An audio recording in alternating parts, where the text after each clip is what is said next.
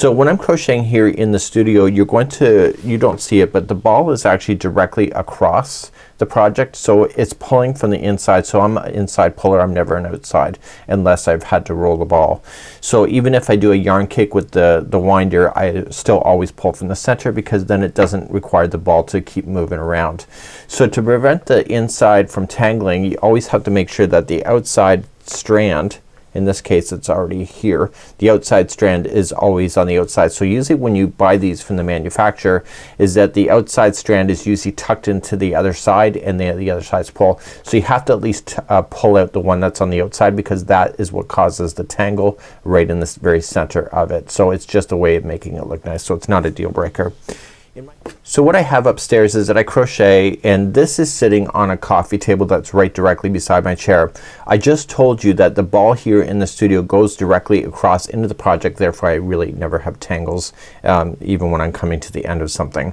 So the same thing exists when I'm crocheting in my chair, is that the coffee table is pretty much almost the same height. So it comes up over the armrest and like this. So what I do is that you can see that this here length is larger than the original Cairn 1 pound here. So as it gets more and more loose and worked out, what I do is that I pull this out so that it's longer, so that it literally has the yarn stretched out. If you're going to see a tangle in this thing, it'll be pretty much near to the back of this, but don't start reefing on it and tugging on it because then you'll end up with a tangle. So I'm praying that I'm gonna hopefully show you this.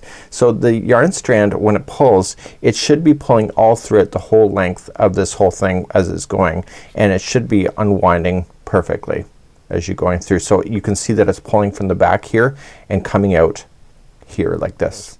And so as you're crocheting in the speed, it should just untangle. Now the other thing that I like to do is that I don't like to move my balls that often. So once it's sitting on the coffee table, I leave it there until I'm pretty much done the project. And if I have to move things around, what I'll do is that I'll put it into a little box or a little basket, and then I will leave it in the basket until pretty much near the very end, and that will keep it from manipulating. So you can see I'm pulling and it's not tangling. So this is not a camera trick. This is just something that I never have a problem with. And you know, it's just a matter of just staying organized. So if it's going to get stuck, it's gonna get stuck near the back, and I'm just gonna keep on pulling. And yeah, see? So okay, so it's starting to tug. So what I'll do is that I'll just kind of pull this back and hold it for a few seconds and continue to pull. And you can see that it's pulling over a chunk at the same time, and I'm hoping by just kind of just reefing it like this is that it will untangle itself. And I'm still holding this down on the back to prevent the whole thing from sliding forward. And there you go.